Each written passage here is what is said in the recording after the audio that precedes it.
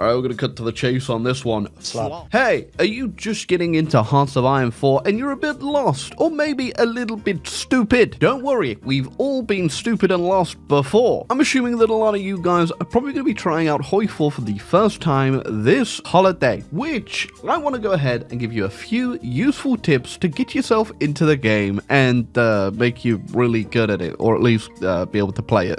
Yeah, and it ain't too surprising that a grand strategy game has a little bit of a learning curve, but it's really not that difficult. Once you get in, you start losing a bunch, eventually you may just win. Now, whilst this won't be a real in-depth guide about everything that you need to do in Hoi 4 to become the god gamer of World War II strategy games, I will go ahead and just give you a few useful tips that may make your first time around a bit more bearable. Okay, first tip, if you've just bought this game, you're looking at the Steam page and all those goddamn DLCs and you don't know what to do, well, I'm gonna be realistic with you. A lot of them you don't particularly need if you're just getting into the game. I won't name any names, but if you're super lost on what to actually buy, or you don't have a lot of money to buy, or you can only buy one or two, maybe the best thing for you to do is actually buy the DLC subscription. Now, I'm not saying, you know, buy it permanently, but if you want to just simply test out which each of the DLCs do and what they're capable of, this will give you access to all of them for £6. Wow. I mean, or you could go ahead and click my affiliate link down below, and I get 12% of the cut, and you get a Steam key off the Paradox store. I think you get a discount. I don't know if you do, but I get a cut. That's the most important part, Timmy. If you're gonna buy Hoi 4 this Christmas,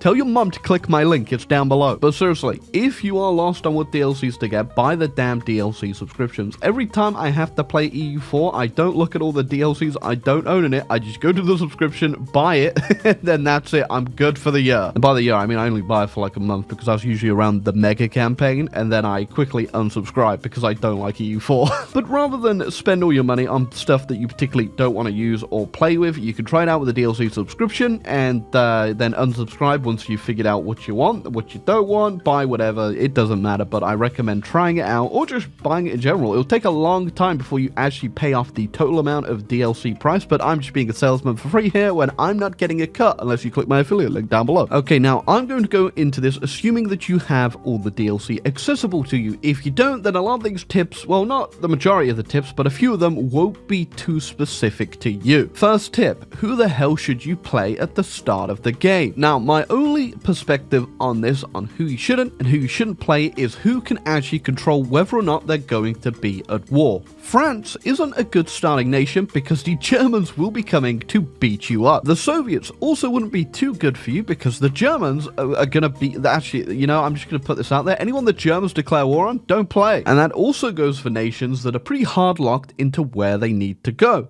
Like Japan. Japan really has to go in on China, so I wouldn't recommend playing Japan or China for your first game around. Now, that doesn't mean being declared on writes that nation off completely. I think the US is a really good starting nation, so is Canada, because both of them, you're pretty far away from the action, you can focus on learning all the mechanics, and then you can also learn a bit of the combat because, you know, don't have to worry about it. You're far away. Now, I ain't going to say you ain't going to be completely, absolutely suplexed, but you might be able to figure something out in between the suplexing and then the eventual heat death of the universe is your game. Now, believe it or not, another nation I recommend actually giving a go around the first time is the Germans. I know it sounds absolutely crazy. Have you lost your mind? iSorrow Productions, you want them to play the Germans? Yes, I do. And it's pretty simple why. Germany is the main guy in this game. They're going to control everything that goes wrong or goes right, and what happens and who declares on who. It's all down to the Germans if you're playing on historical, which means unless you go really late, say into 41, when the Soviets will go into Poland, you will control the flow and when you actually want to get things started. On top of that, you get a lot of land completely for free off your focus tree. You can even do alt history paths to get even more land and really start the war on your own terms. Again, this ain't going to assume that you're going to win just because you're going to war at your own time. You're probably going to lose. You're probably going to lose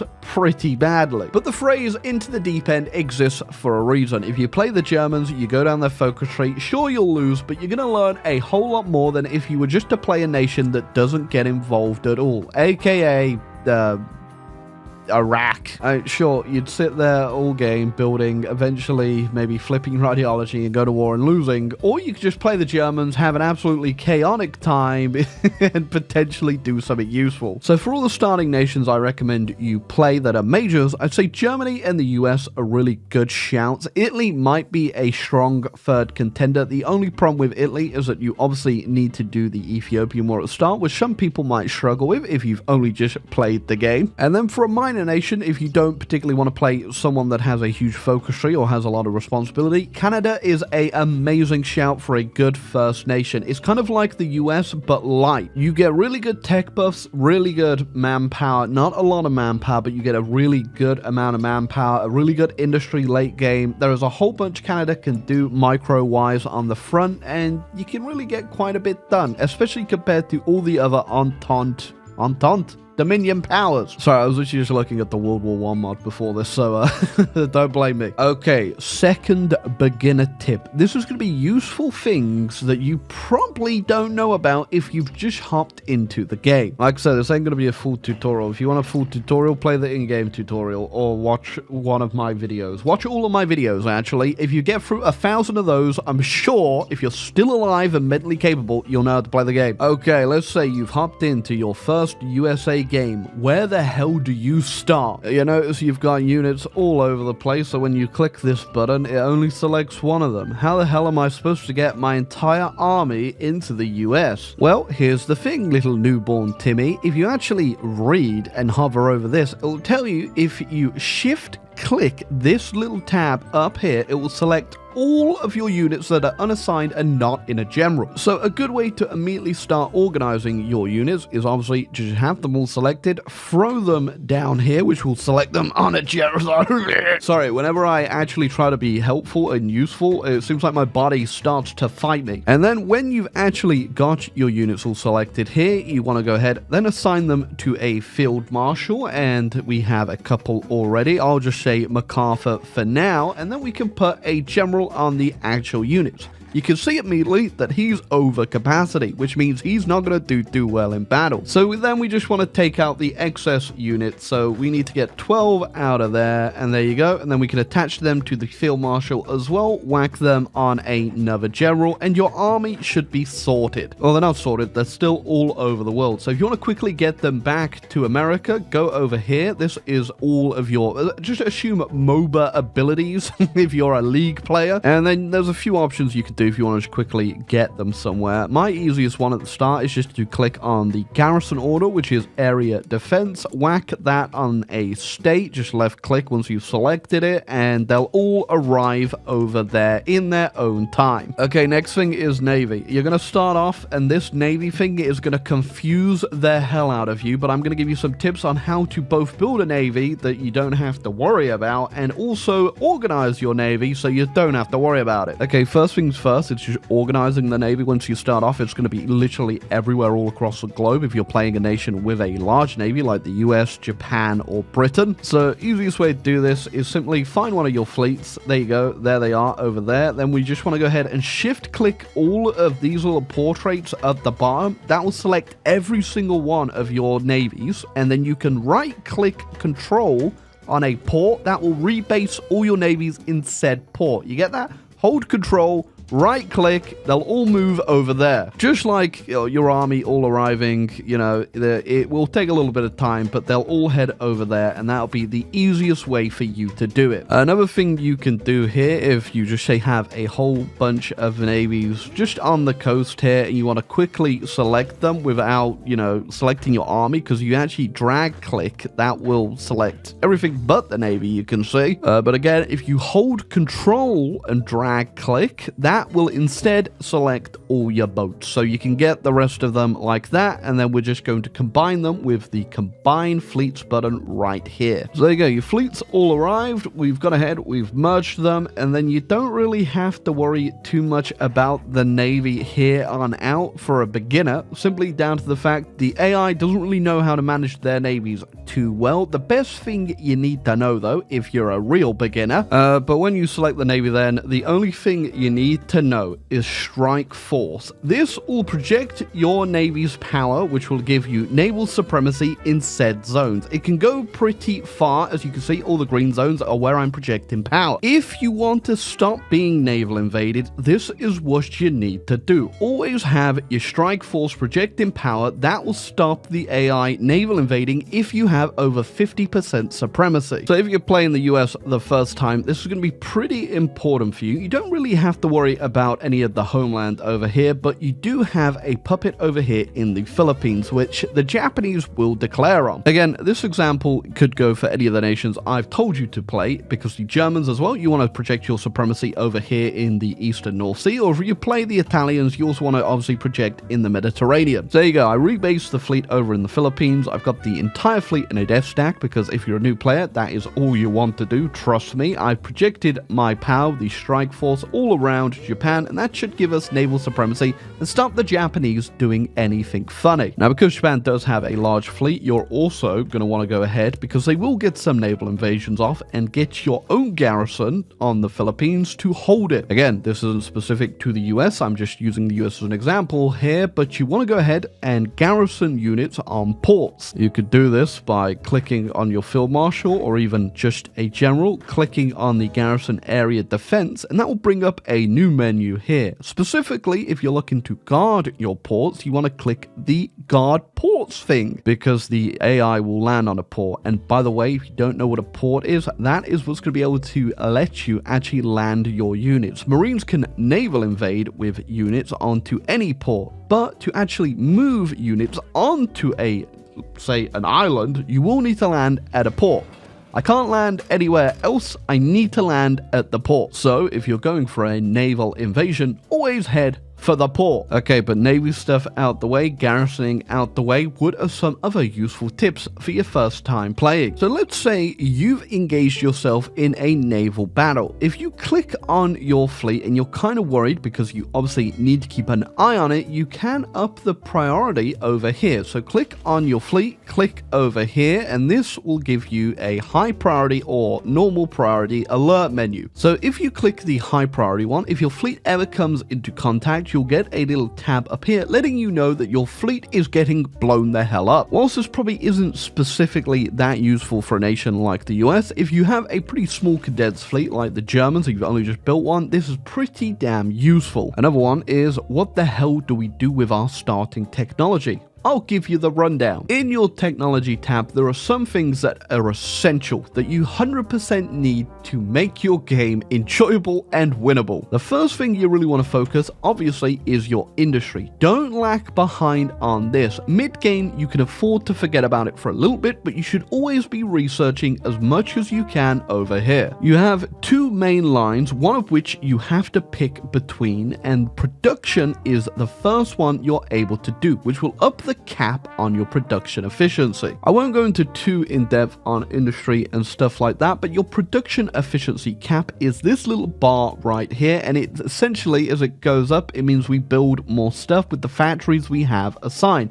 So you want your production efficiency cap to be as high as possible, which is exactly what this line over here focuses on, is your production efficiency cap until the end, where you get to choose between a extra bit of retention, which means when you switch a technology from being produced, it will hold a bunch of that retention bit better. Or you can go the right side over here and get production efficiency growth, which means the growth on your production efficiency will grow faster. Your cap will get there quicker. This will hold more cap if you switch production. And then comes the industry side over here, which gives you base factory output, which is the base amount of output you get from a factory, which obviously scales with your cap over here, and you get a choice between concentrated and dispersed. Now, what you need to pick between these is really depending on how you're actually going to play the game. The right side will give you more production efficiency retention and base, which means if you switch your technologies a lot, like we just actually talked about, you switch your production a lot, it will hold a lot more retention. So if, for an example, if I just go ahead and swap the production over here, you could see, boom, it went down. If I had the other tech, it would have stayed up a little bit more. So if you plan on switching your production a lot, you should definitely go right side. It probably helps out a lot more. But if you want to go for that base factory output and just spam out as much as you can, and you don't think you're going to switch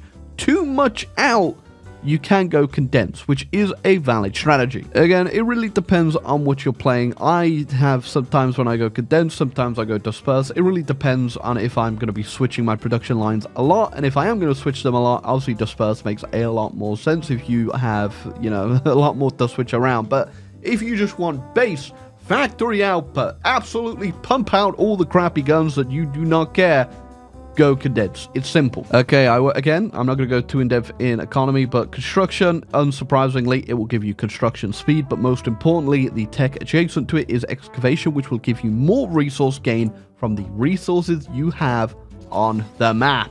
Both of which very, very damn useful. Just do all your technology in here because it's all useful. You're all gonna need it. Other technologies you should 100% do is obviously your gun technology. This will up the soft attack that you actually get off your weapon production, which in turn is going to make all of your units better. All of this line right here, incredibly useful. Next up is the artillery branch. Do all the artillery. Same thing as the guns. Better artillery means better unit. The only complicated one, I guess, is the plane tech. If you are looking just for fighters and CAS, which are the meta in the game in every single which way, you obviously want to go down the small airframe over here and then get survivability studies, heavy machine guns, drop tanks, and over here, the engines. Always research these stuff every single game. Speaking of air, here is our air situation. If you want a useful tip, you're probably going to need to build a lot of planes as any nation you play as. But how the hell do you get them on the map? Unsurprisingly, you have to click an airport, and then guess what? You can click this arrow over here and deploy your planes. Now, late game, as it goes on, you're probably going to have a lot of planes that you don't want to have to sort through this menu going through them all. So an easy way to do it, okay, is click the button next to it, quick deploy. This will allow you to actually select the type of fighters you want to quickly deploy.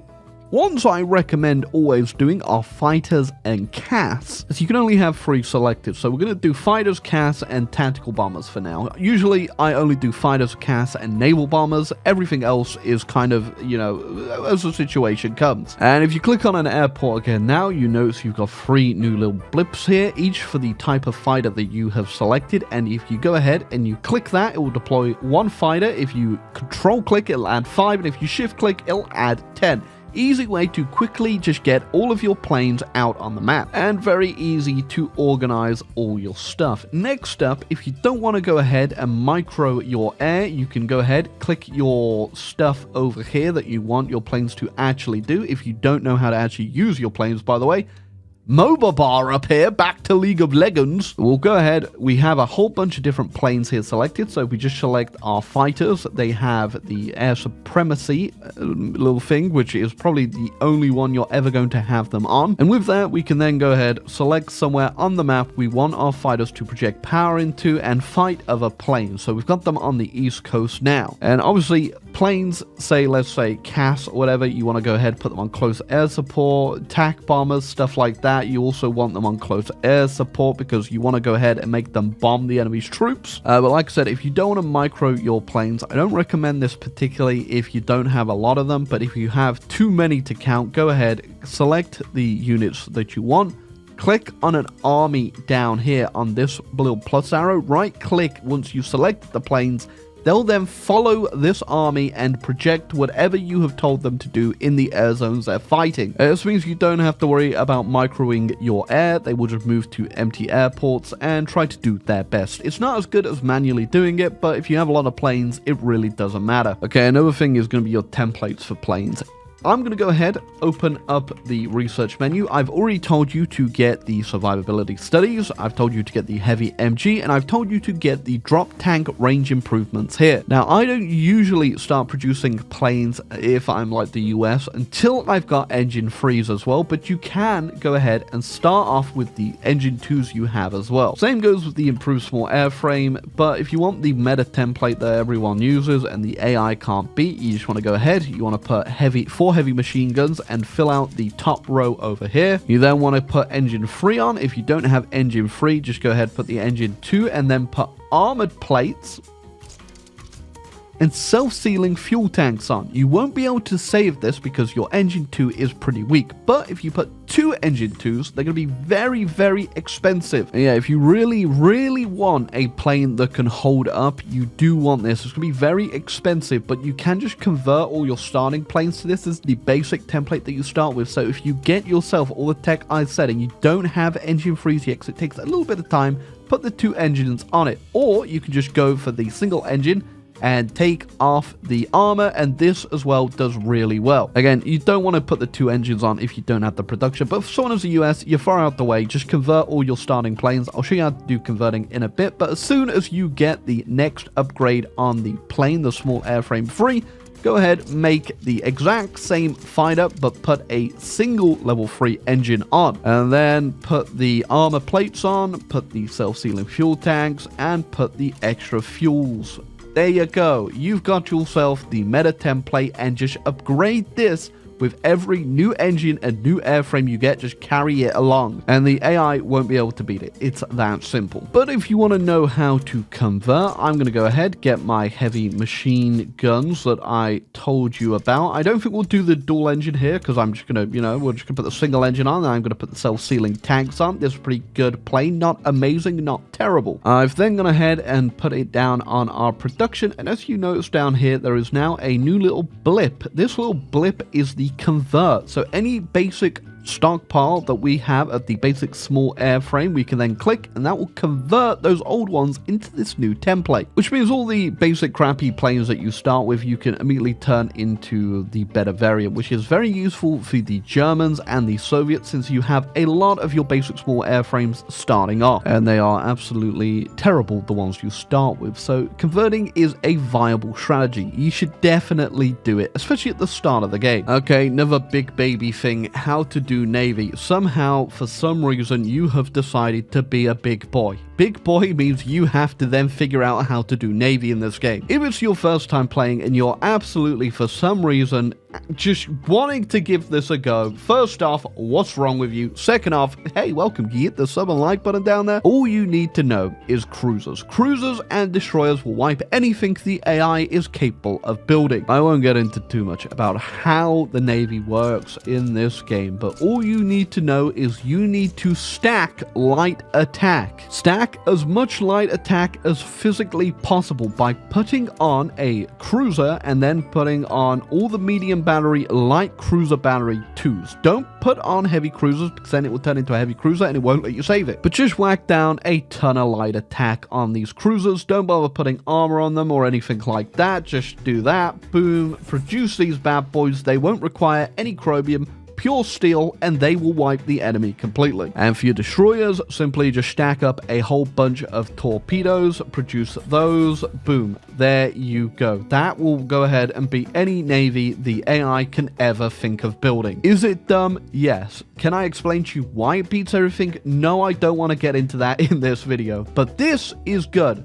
Cruiser, light attack, destroyer, torpedoes. If you even think about building battleships, you need to immediately go into the mirror, point at yourself and say, would iSorrow Productions slap me if I built a battleship? The answer is yes. I mean, I do build them sometimes, but then I have to go do the thing that I just said I told you to do, which is go slam myself. The battleships are so damn cool. It's such a shame they're both useless in real life and in the game. Okay, another thing is going to be division templates. A lot of people, have already told you the meta template. I'm sure you've looked it up. It's always changing with different patches because of how Paradox changes things, but there you go. This will do fine. If you want to go ahead late game and change this up, you simply remove a bit of infantry, whack in a bit of artillery, and boom, there you go. It does more softer tank. This will level up as you level up your artillery and your small arms guns and whatnot. It does really well. Obviously, you can also add in supporter companies, but the most important ones that you can have in any infantry division is your engineers and your support artillery. This division right now is super expensive because of the artillery in it, so at the start of the game, you definitely don't want to build this. You only want to have your attacking units look like this, and then if you just want some filler to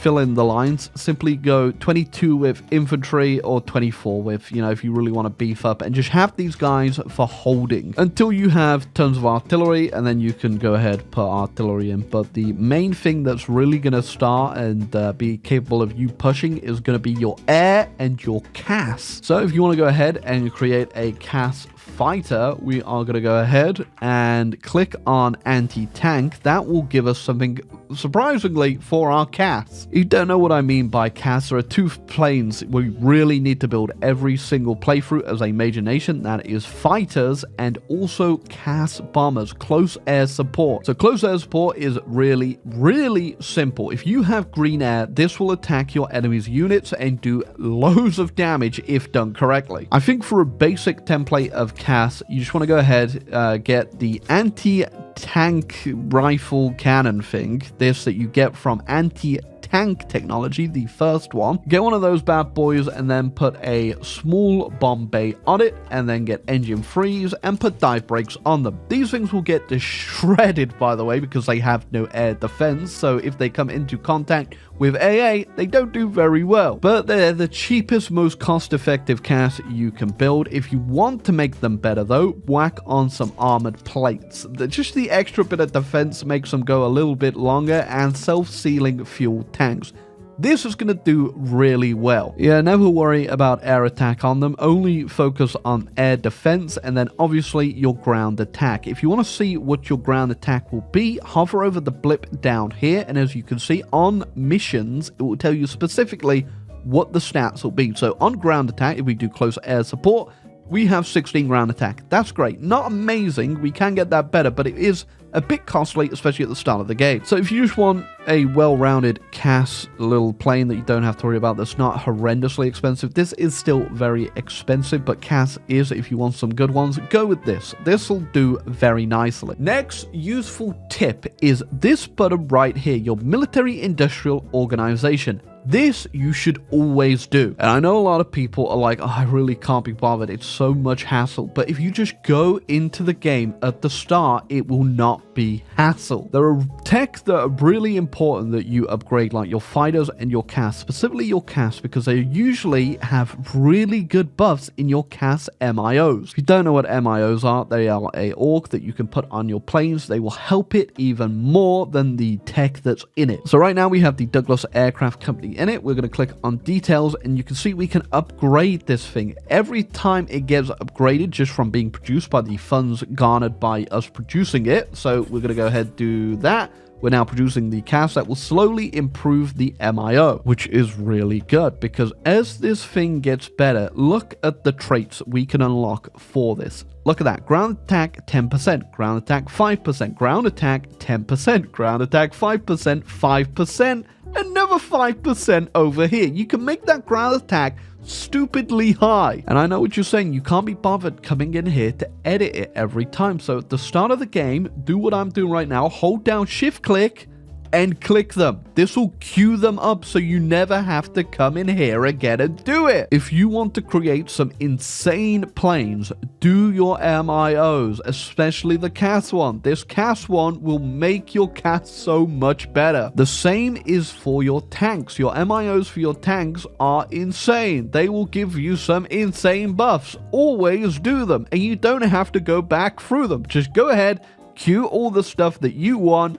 boom. Eventually it'll become muscle memory. You'll never have to look at it again. Okay, now goes on to tanks. People always ask me, what the hell should I do for my tank divisions? And I'm gonna be real. There are a few things that are worth it, a few things that aren't worth it. It really depends on how you're going to play. Now, for a basic tank, I'm just gonna say, get all the technology I have right here. Go down to mediums if you want to do mediums, which I recommend for some nations, not others. So for the US, you can afford to do mediums. I wouldn't ever bother doing heavies, honestly. They're pretty damn expensive. Their stats are really good, and you can make some insane tanks, but if you want a lot of medium tanks, they're going to do a lot better than a few heavy tanks. I'm just pointing out, this is against the AI, by the way, not against other players. Okay, let's say for President right now, you are going to do medium tanks. You've got the 1940 research. Also, go ahead, go down to, I think it's here. This will give you the improved medium cannon. Very useful. And if you're going to do SPGs, go down the middle line, and that will give you better guns for your SPGs. If you don't know what I'm saying when I say SPGs, I'm about to explain it. So you get a choice between building a normal tank. A normal tank will obviously have a bunch of soft attack and hard attack, so it's good against both infantry and a little good against tanks, depending on what the AI has. If you want my opinion on what you should build a normal tank on, a normal medium tank like we have here, all you want to do is stack on as much armor and breakthrough as you can. Don't have your reliability be too low, so right now I've got it up to 100, and then I'm going to spam out at the armor. That'll give us up to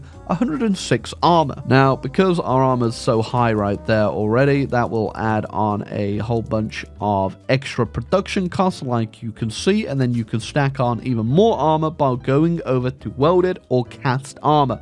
Cast armor creates a 20% production cost modifier, so usually I just go for welded. And also, yeah, what else is really good here? I guess the radio will give you a whole bunch of breakthrough, and then also you can go in here, click on torsion bar. That'll get you up to 85% reliability. If you do your MIO on your tanks, this can get the rest of that reliability up to 100%, meaning your tanks won't explode as they come off the factory line. This is your run-of-the-mill tank. It's nothing insane. It's nothing crazy. It should beat the AI no problem. If you want a really meta one, you can obviously just do heavy tanks or stuff like that, but this right here should beat the AI no matter what. And obviously, as you get better chassis for your tanks, you simply carry this over, upgrade the armor as far as you can physically get it, and then the breakthrough should be completely fine. I'll be real with you. Only thing you need to worry about is your max speed. You want to go ahead and make sure that is up as much as you can afford it. For medium tanks, it doesn't really matter too much. I'm going to be real. I only use them to break through the lines. I don't use them to overrun or make like a crazy breakthrough. Usually, if I want that, I'll make a light tank, which again, if you're making a light tank, same thing here, just whack the armor up, but also whack the speeder. Only difference with a light tank is that you want to put a close support gun on them instead and go for the soft attack, which at that point, you may as well also look into SPGs. Now, if you want to build a medium tank SPG, these things are absolutely insane in terms of soft attack. A normal medium tank is made for doing a bit of both fighting infantry, fighting tanks, getting a lot of breakthrough, but a SPG absolutely destroys just infantry. If you want to go ahead and build an SPG, you can get a heavy howitzer, so you can put a heavy gun on it over here, but I don't have the tech yet. It's pretty late game. Instead, I'm going to go for the improved medium howitzer, which you can unlock from your artillery tech. Now, obviously, if you look right now, this is just a medium tank, but we want to move it over to artillery. This will up the soft attack on it. We'll lose hardness, but it is insane the buff that you get for your soft attack by moving it to an artillery piece. I mean, you can look right there. We lose a whole bunch of breakthrough and suppression. That doesn't matter. Supply use goes up a bit, but the soft attack goes up 20%. This thing, once you upgrade it, get a heavy howitzer on it, will be insane. Now, if you are going to do this, I recommend also putting on a small cannon. That'll get it up to 65. And if you have enough reliability, you can also go ahead, put a second one on there, 71. Obviously, this is a improved chassis, so That reliability hurts quite a bit. So there you go. We're going to build these SPGs. The reliability will go up with the MIO that we put on it eventually, so we're going to go with that. Next up comes the question of doctrine and how to build an actual tank. The three main branches you can all do tanks with really well. Obviously, mobile warfare will be the best one for your tanks, so for all intents and purposes, we're going to go ahead, we're going to do that today. Now, mobile infantry or blitzkrieg is a decision you're going to have. If you want pure stats on your tanks, go blitzkrieg. This will give them a whole bunch of nice buffs. But if you're also going to have a whole bunch of infantry, go left side with mobile infantry. Your tanks will still be really good, they just won't be insane, and your infantry will get a orc buff, which is very necessary. Over here, I don't think I even need to tell you which to go. Go modern blitzkrieg. If you're down on the left side, things have gone very wrong. Just do right side. Okay, let's say you've gone ahead, you've researched the doctrine all the way now. I kind of messed that up because I had research on click on, so just ignore this, I guess. But if you're going to build tanks, a good idea is then to go over into your officer core, click the spirit of the army, and then for 35 mil XP, get the motorization drive. For 35 XP, this will pretty much allow you to make your templates for your tanks for almost free. So let's go ahead, let's create a new division. We'll click on division designer, we'll create empty. If you already have a motorized division though, it is good to just base your tank template off of that. We have an armored division which does have motorized in it, but just, I'm just going to show you what I do for tanks, specifically the SPGs that we are building. So just follow me. We're just going to click the SPG. We're going to click it until it reaches the bottom. Wow, look at that. Good stats. Problem is no organization. You need organization. So to get organization, go over now to your mobile battalions, and for 25 XP, sadly, you do have to pay some. So 20 XP to put the motorized in, and then it goes to 0 for the rest of them. Boom, boom, boom, boom, boom. There you go. That will be our SPG division. Now, because we have so much org as we have finished our doctrine, you want to keep your org above 30. Anything below that, I find, doesn't work too well. But because, obviously, we've got a lot of wiggle room here, we could take out a couple of those motorized divisions and put another SPG in there. But for, easy peasy lemon squeezy, we don't have a lot of these SPGs to build. Just do 1-to-1. You can go ahead and get away with, obviously, just stacking as much shaft attack as long as your organization on here is above 30. Usually does pretty well. Second thing is obviously your MIOs. You want to go ahead, just put more artillery in there. You want to get engineer companies, and specifically the new tech for engineer companies. I haven't gone into the new technology, and I'm not going to in this video, but get armored engineer companies, which is unlocked by doing your experimental facilities in the land one over here. It is the military engineering vehicles. They are very useful, especially for your tank divisions. There you go. We can also put in some motorized recon company or just a cavalry recon detachment. Depends how much room you got, and this should do pretty well. You could put more in here, but just make sure everything you put in, some actual support equipment will lower your max speed because it will go down to that speed, so don't do that. And there you go. That will do really, really well. And it should be anything that AI is capable of, especially if you keep upgrading your SPG, specifically by getting that heavy howitzer, which I think is unlocked on the very last one right here. To actually put a heavy howitzer, though, in a medium tank, you do need to go for the medium thick superstructure, which will knock down your breakthrough a bunch, but it don't matter, especially if you get the last medium tank template.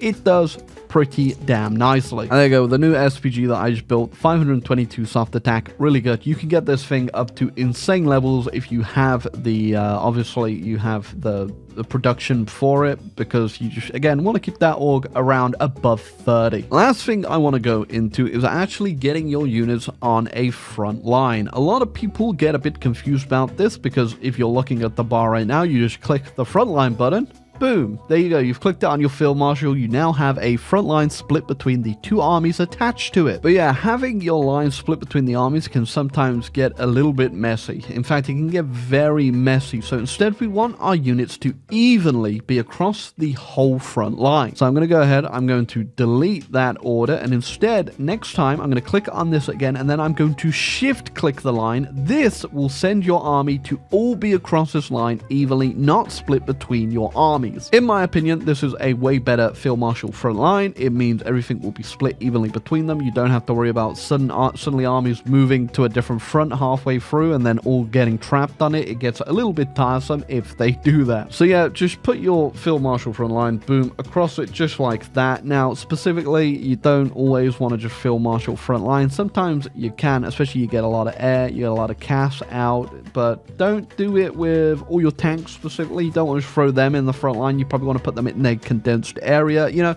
stuff that's pretty simple. And I'm assuming you're all so clever you know about, right? You're definitely not going to make me make a video on this, are you? But yeah, those are my beginner tips for Hoi 4 that will really change your game. How to build a few units, how to build some navy, how to build some air, how to build some divisions, you know, it's the best thing I can think of that isn't just a whole full-blown tutorial on the game, which I'm assuming I'm going to have to do at some point anyway. But if you're just getting into the game, watch this video, do what I just did, and you'll be fine, hopefully. You're probably going to fail, but you'll fail normally and not horrendously. The only other thing that I can really say is once you start the game, if you want to get XP, good thing to do, immediately go over to your staff over here, get a mill experience guy. If you need air experience, get an air experience guy. These will cost political power. And never really get the naval guy, because you can just go ahead and set your navy to training, which I'll quickly show. If you go over here, you click the naval exercise button, and that will generate a ton. I get one XP a day just from training my navy. Obviously, if you just want passive naval experience income, you can get one, but you always want to get your naval, your land and your air experience ticking from the start of the game, because those are the most useful. And yeah, if you're kind of struggling on which doctrine to pick as well for your first time playing, if you're going to do tanks, go left side. If you're doing infantry that's going to be doing a lot of pushing, go superior. If you're going for a mix of both of these, go grand battle plan. It's very good. Never do mass assault doctrine ever. Just don't even look at it. But yeah, if you think there's anything else I should cover on how to play this damn game, let me know in the comments down below. This ain't a full tutorial. I'm sure I've probably got something wrong, but this is how I've been playing the game the whole damn time. I've never had any problems, and look at that cool wiggly line. Woo! But hey, if you enjoyed the video, leave a like, subscribe down below, and I hope if you're playing Hoi 4 for the first time this upcoming holiday season, that you have a load of fun and you don't just quit the game immediately, because again, even if you fail for the first few times, eventually you're gonna get a good win and it's gonna feel amazing. And then before you know it, you got 10 billion hours in this game and you're wasting your weekends playing some My Little Pony mod. That's not me, but it might be you. Goodbye.